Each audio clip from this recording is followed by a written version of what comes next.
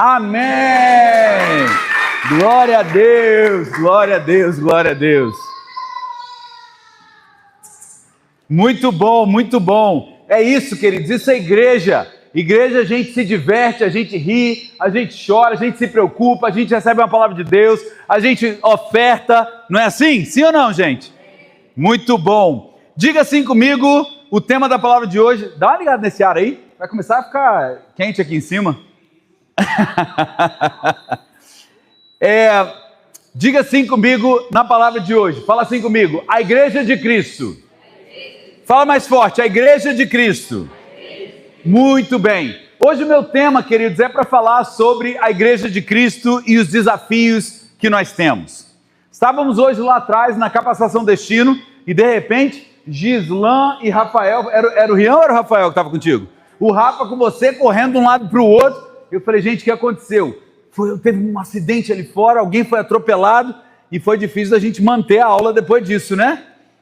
Mas, graças a Deus, a pastora já estava lá, a gente conseguiu de alguma forma ajudar, já oramos pelas vidas que ali se envolveram no acidente e entendemos que o Senhor tem controle de todas as coisas e a igreja de Cristo, queridos, é para isso, é para levar copo d'água, é para levar conforto, é para levar alívio, é para trazer uma palavra na hora, é para orar, é para oferecer uma cadeira às vezes que precisa. Então a igreja de Cristo é para isso, mas a igreja de Cristo, ela é vitoriosa, sim ou não?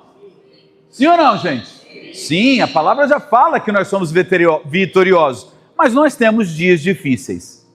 E eu queria ler com você João no capítulo 16, 33. João 16, 33. João 16, 33. Isso diz: eu disse essas coisas para que em mim vocês tenham o quê? Paz. Neste mundo vocês terão aflições. Tenham ânimo, contudo, eu venci o mundo. Olha que versículo interessante. Eu lhes disse essas coisas para que vocês tenham paz. A gente já entendeu que a palavra shalom significa o quê? 3 significados.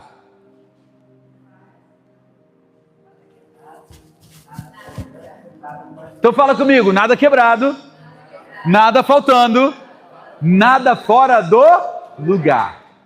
O shalom, ele significa isso. A paz, ela vem de não ter nada quebrado, de não ter nada faltando. Porque, gente, dormir sabendo que você não tem dinheiro para pagar uma conta no dia seguinte, é dormir em paz? Não. Mas quando eu sei que não tem nada faltando, que está tudo no seu lugar, que não tem nada quebrado. Eu contei para vocês do nosso perrengue semana passada. É o ventilador que queimou, é o ferro que quebrou, é o motor do portão que queimou, exatos 20 dias para devolver a casa. Dia 26 de abril a gente tem que entregar a casa. Exatos aqui, há 20 dias eu tenho que estar num outro lugar. E essa semana a gente estava conversando com a pessoa para ver se a gente vai conseguir ou não alugar o próximo lugar. E ele falou, até o feriado eu dou resposta para vocês. Foi até o feriado, moço. No feriado eu já estou com as caixas prontas para mudar. Porque o que eu quero dizer para vocês, queridos, é que quando Jesus diz, eu disse essas coisas para que vocês tenham paz, é para que vocês durmam em paz. É para que vocês tenham a mentalidade de vocês tranquila, que vocês recostem a cabeça no travesseiro de vocês e vocês vivam em paz. Aí ele emenda no mesmo versículo dizendo o quê? Então, eu disse isso para você ter paz, mas vocês vão ter o quê? Vocês vão ter o quê? Ou seja, você vai ter paz, e paz não significa ausência de guerra. Paz significa no meio do caos, você entender que você vai encostar sua cabeça no travesseiro e você vai dormir. Mas Jesus diz o quê? No mundo vocês vão ter aflições, mas tende o quê? Bom ânimo. E aí ele diz, eu venci o mundo. É mais ou menos como, você já trabalhou num lugar em que o seu chefe domina muito bem aquilo que você faz e ele sabe o que ele precisa te ensinar e te cobrar. Diferente de um chefe que não tem ideia do que você faz, que ele não sabe como te ensinar e muito menos como te cobrar. Porque ele espera alguma coisa que você não consegue fazer, que não faz parte da sua função. Eu estava conversando lá na capacitação e a gente falou sobre isso. No McDonald's, uma pessoa para virar gerente do McDonald's, ela passou por todas as áreas daquela loja. Limpou o banheiro, varreu o chão, atendeu no balcão, virou caixa, atendeu no drive, sabe fazer sanduíche, batata frita, botar o picles ali, para você que gosta, para você que não gosta, tirar o picles. O que eu quero dizer é que o cara que chega gerente do McDonald's, ele passou por todas as funções, guardadas as devidas proporções do que eu estou dando como exemplo. Jesus passou pelos mesmos perrengues que nós. E hoje ele sabe como nos ensinar, como nos cobrar e como nos confortar. Porque ele passou por isso. Você está entendendo, sim ou não? Então deixa eu falar uma coisa para você. Já existe uma promessa para que a igreja seja vitoriosa. Existe ou não? Existe. A gente vai cantar isso no final. Já prepara aí aquela música do... mas não desesperado. Sabe qual é? Mas a igreja... Beleza? Ao vivo é assim, gente. Ao vivo é assim. O cristão, ele não é poupado da guerra, mas ele tem paz em meio à guerra, porque ele é capacitado para vencer a guerra. Você pode falar um amém aí? Você pode me ajudar a pregar essa palavra? Eu estou aqui hoje para reacender a sua fé. Eu estou aqui hoje para dizer o seguinte: não importa o que aconteça, nós venceremos. Sabe por quê? Porque a igreja não é um lugar, é um cemitério de pessoas, não. A igreja é um lugar onde nós passamos pelo deserto. Na semana passada eu falei sobre isso. O deserto não é lugar de fim, não é lugar de destruição. O deserto é lugar de quê? Preparação. É onde nós somos forjados, é onde nós somos batalhados e vencemos. Então nós precisamos entender, em primeiro lugar, diga assim comigo, a igreja de Cristo é uma igreja afligida, mas não derrotada. Diga comigo, afligida, mas não derrotada. O que é uma igreja afligida? É uma igreja que tem? É uma igreja que tem? É uma igreja afligida. E quando eu digo igreja, eu não estou falando do prédio. Eu não estou falando, não é o tijolo que é afligido. Quem é? Gente, vamos lá. Nós vamos mudar daqui. E quando a gente mudar daqui, isso aqui pode virar uma boate. Porque o prédio não é a igreja. Mas a igreja casa de paternidade, quando a gente mudar, vai acabar? Não, porque a igreja somos nós.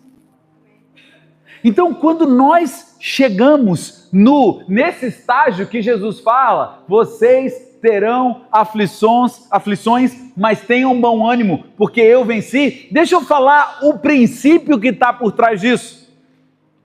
A palavra aflições, no original, no grego, ela significa, fala comigo, pressão, tribulação, esmagamento, opressão. Vamos parar para pensar o seguinte: como é que é feito o azeite? Você sabe? É através da azeitona. E o que acontece com a azeitona para sair o azeite? Ela é prensada, espremida. E quando a azeitona é pressionada, espremida, sai o quê? O azeite. Então deixa eu falar uma coisa para você. Quando eu e você somos pressionados, quando eu e você somos afligidos, quando eu e você temos um momento difícil na nossa vida, você concorda comigo que a gente toma decisões diferentes das que a gente vinha tomando até então? Porque quando você tem pressão, você é obrigado a enxergar aquilo que você não estava enxergando no momento da calmaria. Vou dar um exemplo para você que estuda. Você foi fazer uma prova e a prova estava mais difícil do que você esperava. Na próxima prova, o que você vai fazer? Não diga colar, em nome de Jesus. O que você vai fazer? Estudar mais. Theo teve uma prova de matemática nas semanas passadas. E eu estudei com ele nessa prova de matemática, mas eu não tinha ideia do nível de dificuldade da prova que ele ia fazer. E eu estudei assim, fui explicando os conceitos para ele, ele foi entendendo. Chegou na prova, qual que foi a maior nota, Theo? A maior nota de matemática foi quanto? 35 valendo?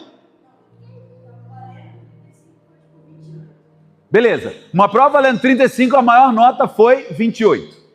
Não está ruim? Mas a grande maioria da turma tirou menos da metade de 35. Ou seja, não tirou a média. O que eu já me programei para fazer com o Theo na próxima prova de matemática? Estudar mais. Por quê? Se a prova tivesse sido fácil, eu ia estudar mais ou menos com ele. Se a prova tivesse sido fácil, ele tivesse tirado dos 35, eu ia estudar mais ou menos, gente? Menos, porque a gente entra numa zona de conforto muito fácil. Mas quando o pitbull está quase pegando aqui o nosso calcanhar, meu irmão, é a hora de correr mais rápido. É a hora de fazer mais força. É a hora de pular mais alto. Ou seja, quando nós temos um problema, é aí que o azeite é extraído da minha vida e da sua vida. Coloca 2 Coríntios 4, 8 e 9. 2 Coríntios 4, 8 e 9. 2 Coríntios 4, 8 e 9. Eu quero que você leia comigo. Disse assim, vamos lá. De todos os lados, 1, 2, 3 e... De todos os lados somos, mas não ficamos, mas não próximo. Somos, mas não abatidos, mas não... Fala um glória a Deus por isso, querido. Fala um glória a Deus, porque a pressão faz com que a gente seja atribulado, faz com que a gente fique perplexo, faz com que a gente fique perseguido, faz com que a gente fique abatido, mas nunca destruído, nunca desanimado. Você pode dar um glória a Deus por isso? Você pode dar um amém por isso? Você pode dar um assim seja por isso? Porque aqui está a receita contra aquilo que Satanás tenta fazer comigo e com você, querido. Satanás, ele coloca umas situações para a gente se sentir pressionado e logo a gente desanima. Mas eu quero que você leia de novo comigo esse versículo para você internalizar isso. Vamos lá de novo, 8. Põe o isso. Vamos lá, 1, 2, 3 e... De todos os lados somos, mas não o quê? Mas não o quê? Então você está proibido de ficar desanimado. Sabe por quê? Porque se você já está entendendo que de todos os lados você vai ser pressionado, você vai entender que isso faz parte do plano de Deus para tirar o melhor azeite de você. Só que se você desanimar, querido, você perde o que Deus está trabalhando na sua vida. Perder um emprego pode ser a melhor coisa que pode acontecer na sua vida. Depende de como você encara. Se você falar, acabou minha vida, acabou a sua vida mesmo. Mas se você falar, vou me preparar, vou me capacitar, vou buscar um melhor emprego, pode ser a virada de chave que você precisa para a sua vida. Você já deve ter lido ou ouvido a história da vaquinha. Alguém sabe a história da vaquinha? Se você sabe, finge que não sabe. Conta-se que um sábio e o seu ajudante chegam a uma pequena fazenda. Qual que é o menor, chácara ou sítio? Chácara é menor do que sítio? Então beleza, chegou numa chácara. Naquela chácara havia o seu José e Dona Maria. E o sábio chega naquela tarde, 3 horas da tarde na casa. Dona Maria estava ali fazendo um café, fervendo um leitinho. E Dona Maria chega, o sábio bate lá e Dona Maria vem recebê-los. E ele chega e fala, nossa, que casinha bonitinha, que coisinha, tudo bonitinho, tudo organizadinho, só quer um leite, quer um café, e oferece um café com leite. Tem um queijinho? Não, não tem. Seu Zé está onde? Está tirando um cochilo da tarde, 3 horas da tarde de quinta-feira, seu Zé tirando um cochilinho. E ele diz, de onde vem o sustento de vocês? Dona Maria diz, da mimosa, nossa vaquinha que está ali fora. O sábio toma o cafezinho com leite dele, sai da casa, chega lá, pega a mimosinha pela corda e vai levando pela estrada. Chega no alto de uma ribanceira, o sábio vai e faz o quê? Empurra aquela vaquinha ribanceira abaixo. Aquele ajudante do sábio fica revoltado com o sábio e diz o seguinte: o senhor acabou com a vida daquela família. Mimosa era o único sustento, era o único parnassá da família. Você acabou com o sustento. E aquele ajudante então vai por um outro caminho e diz: eu não vou mais seguir esse sábio. Não consigo compactuar com a maldade desse sábio. 10 anos depois, aquele ajudante está passando por uma rua muito parecida da chácarazinha do seu Zé e Dona Maria. E ele para, olha aquilo tudo e ele diz: bate. Oi, seu Zé e Dona Maria moram aqui? Vem uma empregada, recebe os dois e diz: sim, Dona Maria está lá dentro. Dona Maria toda elegante, numa casa excepcional de linda. O ajudante, sem entender nada, olha para aqueles dois, olha para a Dona Maria e fala: Dona Maria, o que aconteceu aqui? Espera aí que eu vou chamar o Zé para contar a história. Seu Zé está onde? Seu Zé está lá cuidando dos negócios, cuidando do milharal, cuidando da cana, cuidando das plantações. Ele está lá junto com os empregados. Com os empregados. Seu Zé vem. Maria, passa um café para nós. Maria dá a ordem, a empregada passa um café, eles sentam na mesa e agora tem pão, queijo, leite, pão de queijo, requeijão, uma mesa farta. Aquele ajudante diz: o que aconteceu aqui? Seu Zé diz: o senhor não sabe o que aconteceu? Depois da visita que vocês fizeram para a gente, a nossa vaquinha fugiu, não sei como, e caiu do precipício. Eu olhei para Maria e falei: Maria, o que nós vamos fazer agora? Acabou o nosso sustento, tudo que nós tínhamos acabou. Maria disse: por que você não tira o couro da vaca, não corta a carne e vai no mercado no centro da cidade e vende e troca por sementes? Seu José corta o couro da vaca, vai à cidade, negocia o couro, vende, compra semente de milho, começa a plantar o milho, corta a carne, leva no açougue, começa a vender, começa a negociar, compra mais semente, começa a plantar, e quando eles começam a plantar, começam a prosperar, e quando eles começam a prosperar, tem que comprar a chácara do vizinho, do outro vizinho, do outro vizinho, e compraram todo o quarteirão, e ficou uma chácara enorme, e eles foram crescendo e foram produzindo, tudo isso porque um dia a vaquinha deles morreu. Tem hora que Deus permite que a gente passe por processos dolorosos, mas que vão mudar a nossa história.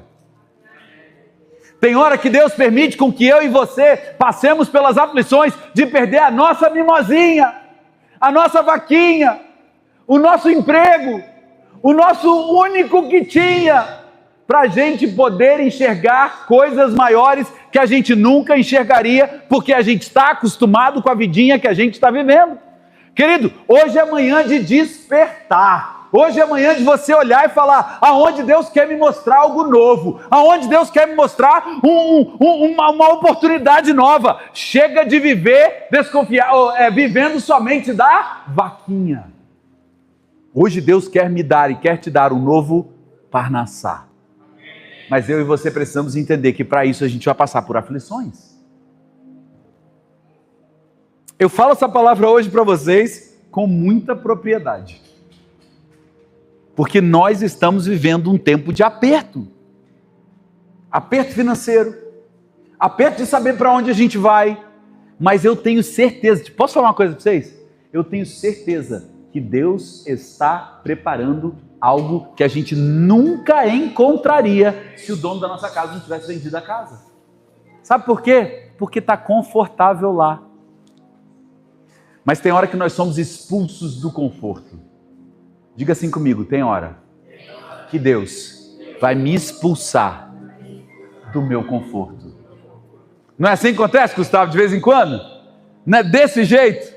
Você está ali confortável, sua casinha, suas coisas, tudo arrumadinho.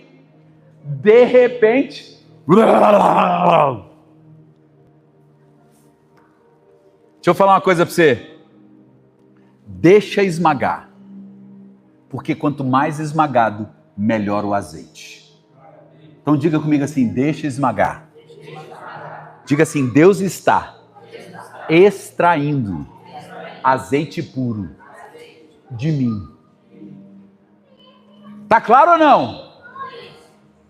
Então lembra, quando estiver passando por perrengue, não desanime. Lembra que Deus está extraindo azeite puro. Fechado ou não? Segundo ponto que eu quero conversar com você, quando ele diz lá no versículo, tende bom ânimo. O tende bom ânimo que ele fala lá no versículo que Jesus estava falando para a gente ter bom ânimo, significa, fala comigo, coragem, ousadia, força interior, valentia. No meio do caos, você não vai encontrar forças vindo de alguém. Você vai encontrar forças vindo de você mesmo que Deus vai te dar. Tem um exemplo na Bíblia muito interessante. Davi, ele já tinha sido ungido rei. A Bíblia, os estudiosos da Bíblia dizem que Davi, ele foi ungido rei quando ele tinha aproximadamente 17 anos. Mas ele começa a reinar com 30. Então olha que loucura. Ele é ungido rei com 17, mas 13 anos depois é que ele começa a usufruir da unção que ele teve. Nesse perrengue, ou nesse período, ele passou muito perrengue. Inclusive, o próprio rei tentando matá-lo.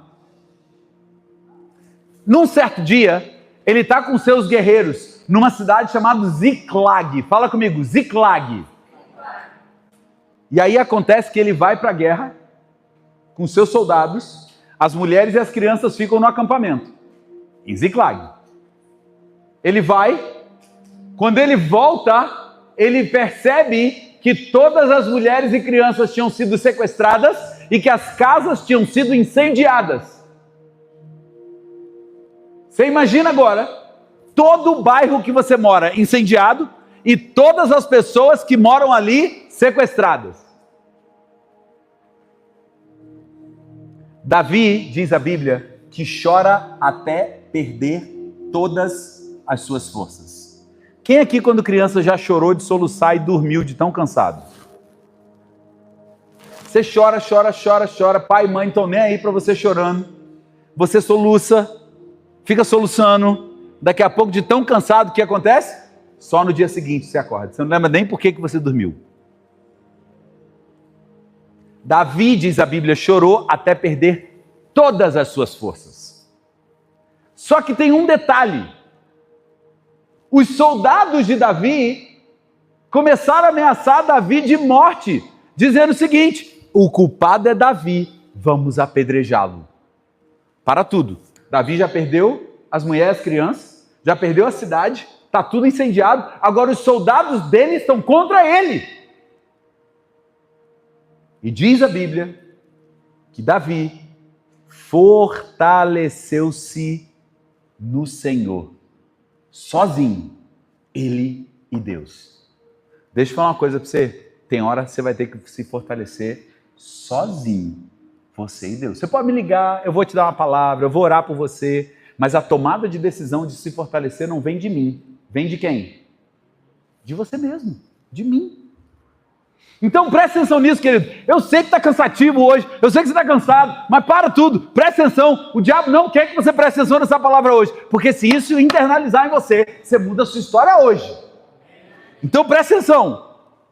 O ânimo, ele vem do céu, porque existe uma promessa que diz: não temas, porque eu sou contigo, não te assustes, porque eu sou o teu Deus. Eu te fortaleço, eu te ajudo, eu te sustento com a minha mão direita. Quem fala isso pra gente? Deus.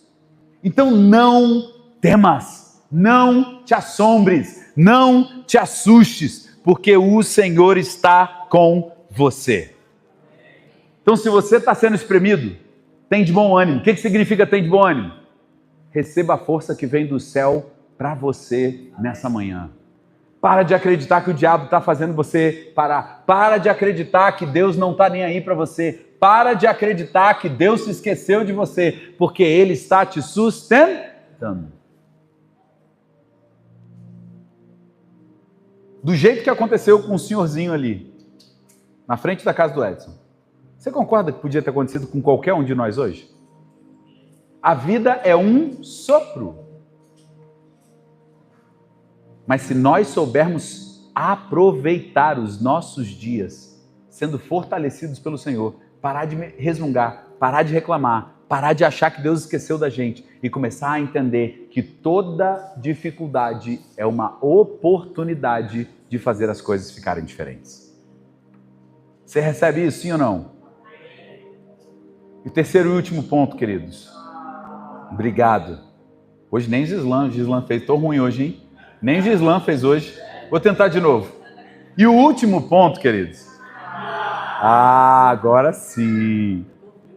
Tá com frio? Olha lá, até o Danielzinho falou Obrigado, Daniel.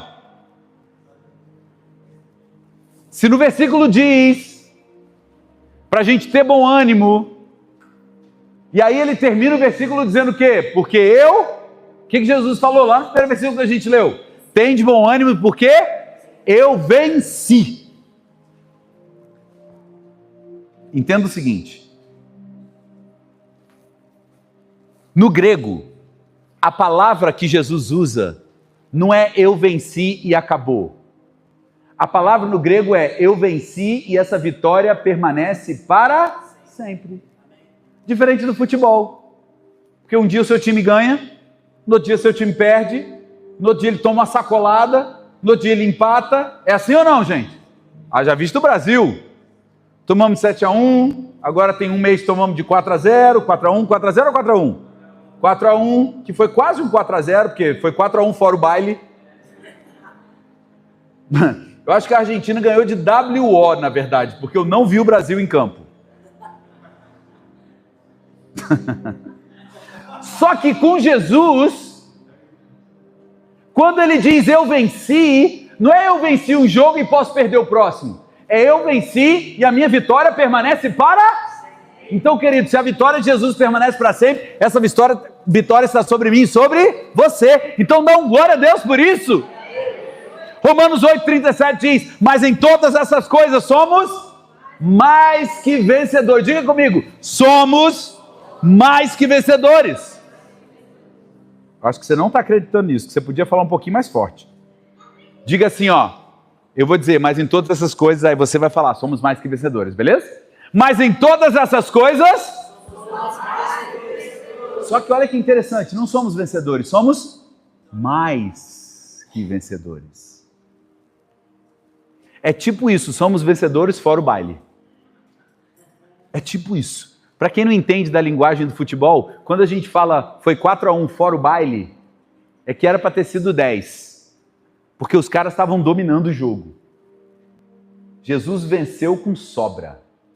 Quando eu ensino algumas coisas para o Theo, eu digo, Theo, você não pode depender da vida como um jogador depende do juiz.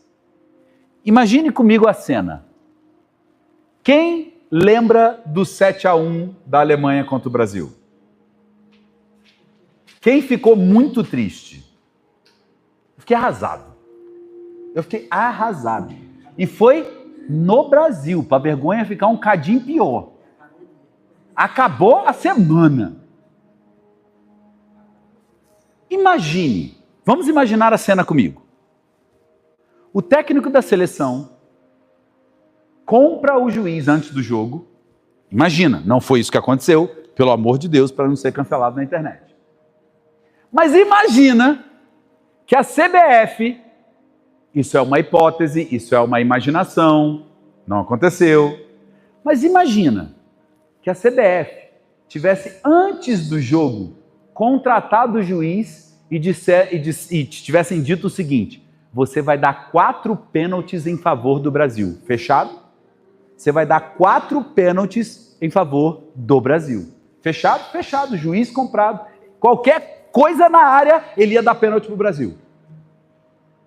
E alguém que tivesse supostamente, hipoteticamente comprado o juiz, teria pensado, nenhum time vai fazer 4. Se ele fizer 1 e mais 4 pênaltis, é 5-0. A Alemanha jogou para depender de juiz, sim ou não? Não, porque ela meteu 7. Se o Brasil tivesse comprado o juiz para dar 4 pênaltis, ficaria 7-5. Você está entendendo o que é jogar para não depender de juiz? Como assim? Não, se fosse o inverso era 12. Aí filho, aí humilhação pior. Aí era 12-1. Aí virou handball, né? Virou basquete. Tá contando de 2 em 2, amigo? O que eu e você precisamos entender, querido, presta atenção, é que nós não dependemos de juiz para viver, porque a nossa vitória já está garantida em Cristo Jesus, porque nós somos mais do que vencedores. O problema é que às vezes nós desanimamos no primeiro ataque do inimigo. O problema é que nós desanimamos na primeira coisa errada que dá. Deixa eu falar uma coisa para você, antes de algo dar certo na sua vida, ela vai dar errado. Antes de algo dar certo na sua vida, ela vai dar errado. E se você entrar com essa cabeça, você vai esperar que dê errado. Por quê? Porque quando der errado, é a sua vaquinha indo embora. E aí você vai ter novas ideias. Você vai se conectar com novas pessoas. Aí você vai ter novos resultados. Por que a gente está tendo novos resultados? Porque agora a gente foi empurrado. O dono da casa botou a casa para vender em dezembro, janeiro. Final de fevereiro, começo de março. Na verdade, começo de março. Vendeu a casa. E ele chamou a gente todo sem graça para dizer, nem eu esperava que ia ser tão rápido. E a gente assim, meu Deus, o que vai ser? E eu assim, Senhor, para onde vai ser? Vai vir coisa melhor aí. Vai vir coisa melhor aí. E às vezes vir coisa melhor não é uma casa melhor. É uma ideia melhor. É uma oportunidade. Você está entendendo o que eu quero dizer, sim ou não? Então entenda, querido. Eu sei que eu já passei da hora. Mas em nome de Jesus, se eu e você temos a vitória garantida, para de andar desanimado. Para de andar cabisbaixo. Para. Começa a enganar o inimigo. Quando o inimigo vier para te atacar, você bota a melhor roupa. Quando o inimigo vier para te atacar, você coloca, igual a Jennifer fez lá na escola que eu falei para vocês, que ela estava toda maquiada, toda bonita. Jennifer, o que está acontecendo? Estou só enganando o inimigo. Se dá vontade de ficar no quarto escuro, é dia de levantar, é dia de ir para cima, é dia de mudar a história. Amém ou não, queridos? Eu quero encerrar essa palavra. Vem para cá, seu Charlie. Você pediu para contar um negócio, eu vou deixar você contar. Vem cá. Semana passada aconteceu um negócio interessantíssimo. Quem estava aqui na segunda-feira que tem chave da igreja? Olha isso. Quem estava aqui tem chave da igreja. Mauro estava aqui também. Todo mundo esqueceu a chave. Todo mundo esqueceu a chave. Qual é a possibilidade de todo mundo esquecer a chave? Diz. 0. Para completar, virei para os dois abençoadíssimos e falei, dá um pulo em casa e pega a chave em nome de Jesus. Foram em casa. Acharam a chave? No dia? Não acharam a chave. Gente, Gustavo, o cara mais organizado da face da terra, não sabia onde é que está a chave? Quase que eu falei, capeta, devolve a chave que foi você que você pegou. Gente, você já viu o carro do Gustavo sujo? Nem eu. Aí, beleza. Nem a moto. Aí, aparentemente, deu o quê? Tudo errado. Seu Charles chegou, estávamos debaixo da chuva, Ainda estava chovendo. Seu Charles falou assim, querem fazer lá em casa? Falei, vamos fazer lá na sua casa, então bora. Estava combinado a gente fazer no Edson. Falei, Edson, tá tudo bem, vamos para lá, então vamos para lá. Nada combinado. Foi os homens, as mulheres, todo mundo para lá. Aí começamos a profetizar sobre a vida do seu Charles, sobre a casa dele. Seu Charles, esse negócio é por algum motivo. Foi ou não foi? É por algum motivo. Qual foi o motivo? Conta pra galera aí. Bom, o motivo é o seguinte, eu fiz uma entrevista online para um restaurante em Campos do Jordão. Estava tudo certo para mim viajar para Campos do Jordão para fechar um negócio com o restaurante. Isso seria o quê? Na terça-feira? Na terça-feira. Na terça-feira ele ia para Campos do Jordão. Aí eu liguei para meu filho e falei, 8h10 da manhã eu chego aí. Ele falou, tá bom, pai. Quando foi... Rapidinho, antes dele contar o final da história, porque é legal deixar você curioso. Eu falei assim, seu Charles, você vai dar um jeito de voltar segunda-feira para a gente fazer célula, né? Aí ele, não dá, pastor. Segunda eu tenho que estar lá. Aí eu fui para casa e orei. Aí meu filho ligou para mim, meu ex-patrão aqui do Quiririm, que eu tinha sido mandado embora, 10h20 ligou para mim, eu quero você aqui amanhã, 6 horas da manhã aqui. O seu lugar é aqui, você não vai viajar para lugar nenhum. Aí de manhã eu estava indo para o Quiririm, meu filho ligou para mim dentro do ônibus e falou assim, pai, não venha para cá porque eu estou com um problema particular, estou indo embora para a casa do senhor e não vai ter lugar para o senhor ficar aqui. Aí eu fui para o Quiririm. Quando eu cheguei no Quiririm, o meu patrão falou assim, você toma conta do meu restaurante. Entendeu? Aí eu falei... Queridos, nada é por acaso. Agora nós vamos profetizar sobre a vida dos seus filhos. Em nome de Jesus. Porque tudo que você está vivendo vai transbordar sobre a vida deles. Amém. Amém? Glória a Deus. Você pode dar mais uma salva de palmas? Obrigado, seu Charles. Dizem que Deus escreve certo por linhas tortas. Deus escreve certo por linhas certas.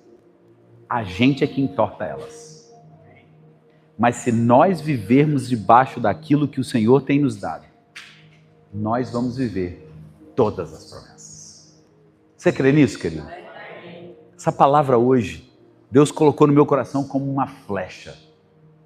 E nós vamos começar a viver os milagres de Deus ainda essa semana.